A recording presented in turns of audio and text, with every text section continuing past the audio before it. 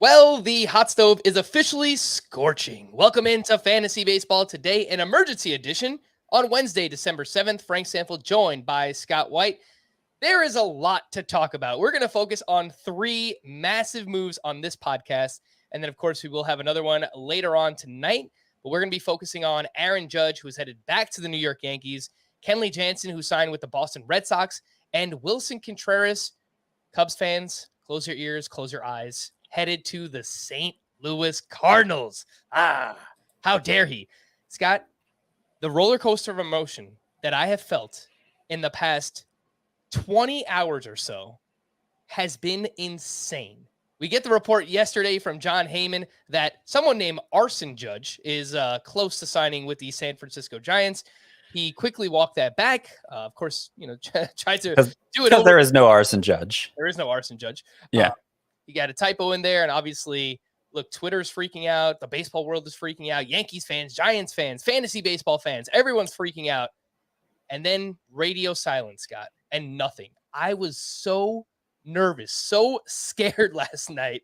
I couldn't sleep, and that's why I stayed up all night long. Woke up late, and then there you go. The good news that Aaron Judge is headed back to the Yankees on a massive deal. 9 years, $360 million.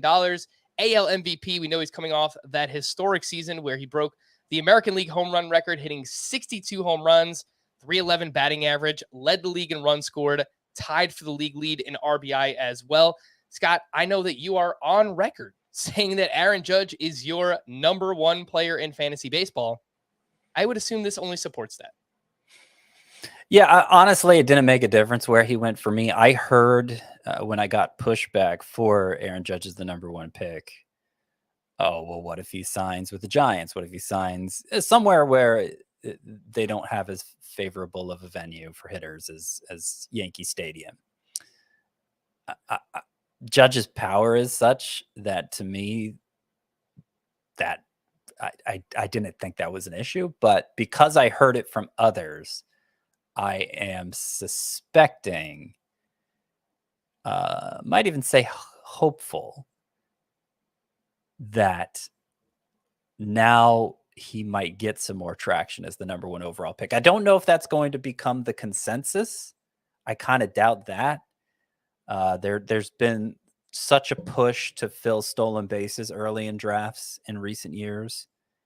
And even though Judge had 16 of those last year, certainly a decent total, he's not the sort of base stealer, obviously, that like a Trey Turner or even like a Jose Ramirez is. So at least in 5x5 scoring, where stolen bases are essential, it still might be a tough sell for people. Judge at one overall.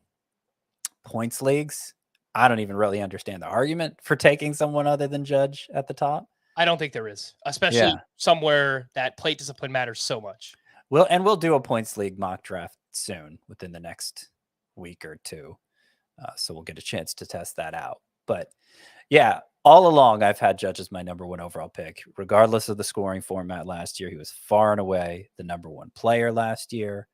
And I think we're entering into an era where home runs are going to become more critical, more scarce, and stolen bases are going to become less scarce between the juiced ball going away, that home runs are on the decline because of that. And I expect stolen bases to be on the increase with the rule changes that are set to take effect this next season.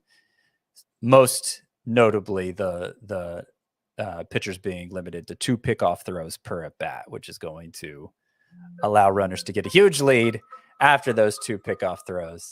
And as we've seen in the minors when they instituted similar rule changes, stolen bases exploded. I expect that to happen in the majors as well.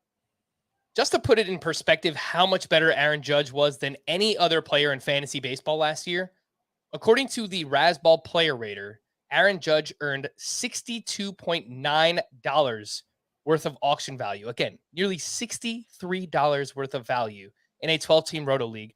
Paul Goldschmidt was the next closest player at $40.7. Nearly $22, over $22 worth of auction value on Aaron Judge. So that's, of course, significant in its own right. I mean, he was 50% better than any other, more than 50% better than any other player, according to what was it? That's the Razzball player rater. Okay.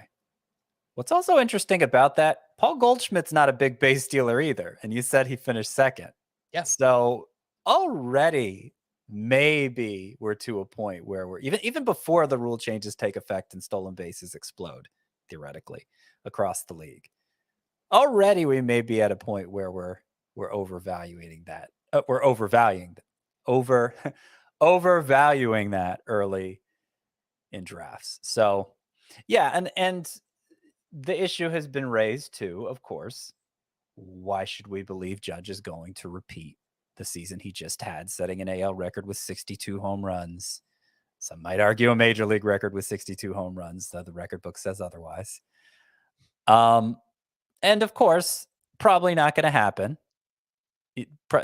History is history for a reason, and it's unlikely Judge is going to do that again. But the more significant number for our purposes than 62, I think, is 16, which is how much Judge out-homered the next closest guy, Kyle Schwarber. And like Judge has always had this, like he's always been on paper the league's best power hitter by far. Top percentile ranking for average exit velocity ever since he broke into the league with 52 homers, by the way, as a rookie in 2017. Hadn't been able to get back to that. A lot of the reasons because of injuries in the years since. But those exit velocity readings, which were, kind of a footnote earlier during the juice ball era when home runs were so easy to hit. Now it becomes an essential skill when home runs are becoming much harder to hit, when you have to impact the ball that much harder to get it out. It's showing more. I think this past year with Judge out homering everybody else by 16 is really where we see that those premium exit velocities, those outlier exit velocities really take effect. And he's been so consistent with that over the years that I expect it to continue. Not to the point he's going to hit 62 home runs again. But is there anyone that I could reasonably predict to hit even 50? I mean, his per 162 game averages for his entire career, Aaron Judge, 49 home runs. So he's like 50 should be about the expectation for him. And because he's now a good source of batting average, hit 311 this past year, doesn't strike out nearly as much as he used to, because he's not a zero for steals, I don't even know that he needs to hit even 50. I think 45 would be enough to justify him as the number one overall pick. Remember, as a 62 homer guy, he was more than 50% better than anyone else. So there's a lot of give there before he drops to being the second most valuable player in fantasy. I think those are all fantastic points, Scott. Again, even if the batting average comes down a little bit, his XBA was 305. I don't know that you expect that, but 280, 290 with 45 plus home runs and just the counting stats that come with Aaron Judge. Yeah. I think he is well worth being in the discussion for being the top player drafted in fantasy baseball. If not the top, he's inside the top 3, no later than the top 5, regardless of any argument that you want to make. The one other thing that I will present to you, Scott, and this is just the latest in a long line of things to come out regarding Major League Baseball. There was an article that came out yesterday, a study done, according to insider.com, that shows the Yankees were being given these quote unquote Goldilocks baseballs, which are more batter friendly with their weight profile, which means typically they just travel further. And they were being given to the Yankees, provided for, I don't know, entertainment purposes, because Judge is chasing a record and that's going to help baseball and help ratings, whatever it might be, whatever the reason is. Does that factor into your decision at all? Maybe when thinking about any Yankees or maybe Yankee pitchers for that matter? Yeah, that's kind of a bombshell story that may get lost in the shuffle with all the maneuvering happening at the winter meetings. The fact that, okay, it still looks like different consistencies of balls were being used last year, and a disproportionate number of the more hitter friendly ones were used in Yankees games. And I mean, yeah, you could take a conspiratorial angle with that, and I wouldn't blame you. When it comes to evaluating Judge, though, I don't think it matters that much because it's the data that points to him being this home run outlier. Plus,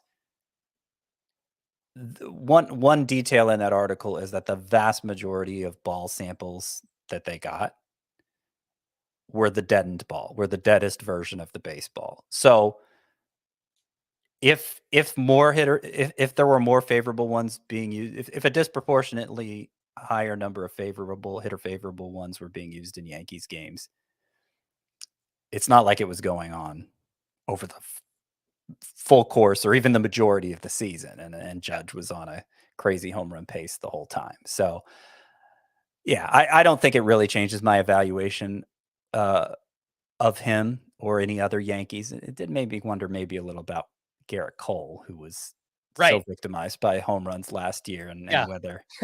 whether that may have inflated his ERA. But to be consistent, I'm going to say for fantasy purposes, I'm going to discount that aspect of the story. I think the biggest takeaway for fantasy purposes, again, specifying that, is that, yes, the majority of the balls they tested were the deadest version of the ball. So even if getting complete uniformity in the baseballs is going to be near impossible, the trend is all in one direction, and that's to suppress home runs. So I'm kind of taking this off Judge specifically and looking at the broader picture, but I don't think that changes the way we should evaluate players in general for 2023. All right, let's get into some of those other big signings here from Wednesday. Kenley Jansen to the Boston Red Sox on a 2-year, $32 million deal. Finally, the Red Sox have what should be a sure thing at closer once again. And they've actually done a good job in general this offseason rebuilding that bullpen. They brought in Chris Martin, who's coming off a great year with the Dodgers as well. Kenley Jansen still has it. 3.38 ERA, 1.05 whip, 41 saves, led the National League. There were only 2 closers with 40-plus saves in all of baseball last year. One was Kenley Jansen. The other one was Emmanuel Clase. Swinging strike rate took a little bit of a step back, but the strikeout rate was still really good. It was actually better than it was in 2021, Scott. I still have the utmost faith in Kenley Jansen. I wouldn't mind getting him as my first closer if you wait a little bit at the position. And I think the ripple effects are what also helps fantasy here, Scott, is that now we know, at least for the time being, Raisel Iglesias will be the closer in Atlanta and Camilo Doval will be the closer in the Giants, because Kenley Jansen was rumored to go back to both of those teams. So it helps the closer market all around for fantasy baseball purposes. Yeah, it does, because I don't think anybody's going to miss Matt Barnes in that role, presuming he would have gotten the first shot anyway for the Red Sox. I was thinking the last time they had a reliable closer was Craig Kimbrell back in 2018. So it's been a while since we really felt confident who was getting saves in Boston. Kenley Jansen, I mean, he's the rare closer who may wind up in the Hall of Fame someday. So ERA has been a little on the high side in recent years for him. I don't really think of him as a lockdown closer, but the volume is going to be huge. He's going to rack up saves, and it's harder to find relievers who do that in the modern game. So I have him 11th at relief pitcher, 10th among closers, because Spencer Strider, of course, is in front of him as well in my relief pitcher rankings. So 10th among closers is Kenley Jansen for me. Of course, I ranked him. I already had him ranked there. I expected he would sign somewhere to close. So I don't see any reason to move him up or down with this news. Before him, I have Ryan Presley and Jordan Romano and Felix Bautista, who I think peripherally look a lot better than Kenley Jansen at this point and seem just as certain for saves as him. Behind him, I have guys like Ryan Helsley, Camilo Doval, who you mentioned, Paul Sewald, really good relievers who maybe aren't as certain of getting nearly 100% of their team saves. So I think that's the sweet spot for Kenley Jansen. I have Iglesias ahead of him as well, I should point out. He is my 6th ranked closer, just ahead of Felix Bautista, who I mentioned. And, I even when Will Smith was who Brian Snitker was turning to in the ninth inning. He's been a manager who is stuck with one closer, and of course, Raisel Iglesias has enough history in the role that I suspect Snitker will do the same with him. And he was amazing last year. Got off to a bumpy start, as I recall, but the final numbers for Raisel Iglesias were about what we're used to seeing from him. 2.47 ERA, 0.97 WHIP, 11.3 K per nine. He allowed one earned run in 26 and a third innings after joining the Braves at the trade deadline, a 0.34 ERA in Atlanta. So there's no doubt Snitker should have a lot of confidence in him going into the new season.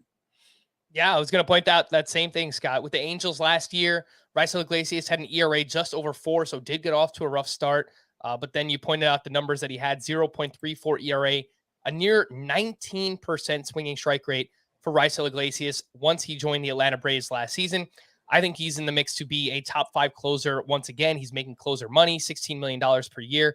I think the Braves just kind of plug him in there. Early ADP, according to the NFBC, we see all going within 4 spots of each other. Camilo Doval at pick 76.8, Raisel Iglesias at 78.2, Kenley Jansen at 80.9. My suspicion is that Iglesias and Kenley Jansen will both move up a little bit now that we know where they're going to be pitching and that they're going to be the closers for sure for their respective teams. I'm surprised Camilo Doval is that high. People like. Yeah, I'm surprised though. Yeah. Because the peripherals aren't as strong. He had a high WHIP last year, and it took a while for him to get really solidified in that closer role. Gabe Kapler likes to play a lot of games with his bullpen, so that's surprising to me. I would much prefer both Raisel Iglesias and Kenley Jansen to Doval. All right, let's wrap up with Willson Contreras to the St. Louis Cardinals on a 5-year, $87.5 million deal. Yadier Molina retires, and what do? They bring in another amazing catcher, at least offensively, in Willson Contreras, who last year got off to a blazing start through the month of June. He was hitting 283 with 13 home runs, and then from July on, he hit 186 with 9 home runs. He was playing through an ankle injury. There was a lot of trade rumors. I think something like that can affect the psyche and the overall, play of a baseball player. Maybe something we don't factor in enough, but we probably should. So he was great and then kind of slowed down. But I think the overall numbers are kind of what you expect from Willson Contreras at this point. And Scott, look, This is a great lineup upgrade. I mean, he is going from the Cubs, who were 22nd in runs scored, to the Cardinals, who were already 5th in runs scored. That was without Willson Contreras. So maybe a slight downgrade on the ballpark, but I think it's a huge upgrade in terms of the lineup. Yeah, that's a good point. And he could bat pretty high in that lineup too. And what's interesting about the Cardinals ranking that high in runs scored last year is, of course, Goldschmidt and Arenado were rock solid, but there were a lot of hitters who underperformed or didn't quite live up to their upside. Tyler O'Neill, Dylan Carlson, Nolan Gorman. Like, there's even more potential for this lineup than they did without Contreras and last year, ranking 5th. So yeah, it is a big lineup upgrade. The slow finish for Contreras, I don't put a lot of stock into that. I mean, he is 30 now. That's getting old for a catcher. Clearly the Cardinals aren't concerned signing him to a 5-year deal. I mean, maybe they've been spoiled by Yadier Molina playing till he was 40 or whatever. But they don't seem concerned about it. And I feel like Willson Contreras, over the course of his career, he's kind of taken us on a roller coaster ride. At times looking like maybe he was better than he actually was, and at times looking like he was worse than he actually was, basically being really streaky. And so the way his 2022 season broke down fits in with that. His 815 OPS was his highest since 2019 when all was said and done. So yeah, I would say maybe stock slightly up for Willson Contreras going to the Cardinals. Not enough for me to move him in my rankings. Catcher has become so strong that Willson Contreras is now outside of the top 5 for me. But he's somebody I may draft a lot just because he's overshadowed and maybe one of the more likely to slip in drafts because of that. The early ADP for Willson Contreras, 96.6 as the 7th catcher off the board. I agree completely, Scott. If you want to wait just a little bit and then still get a first catcher, whether you play in a 2-catcher or a 1-catcher league that you could depend on, I think Willson Contreras is a great target. There are currently 3 catchers going within 6 spots in ADP. Alejandro Kirk, Willson Contreras, MJ Melendez in that order, Scott. Do you agree with that order? Yeah, though I think MJ Melendez is pretty far behind the other 2 for me. So I wouldn't have them that close, but in terms of the order they're being drafted, yes, I would take Kirk first and Melendez last. All right, we're going to wrap there. Again, 3 massive moves. Willson Contreras to the Cardinals on a 5-year deal. Kenley Jansen to the Red Sox on a 2-year deal. And Aaron Judge headed back to the Yankees on a 9-year, $360 million contract. We do have a lot of other moves to discuss, and we will do that later on tonight with our buddy the Welsh. For Scott, I am Frank. Thank you all for listening and watching this emergency edition of Fantasy Baseball Today. We'll be back later on. Bye-bye.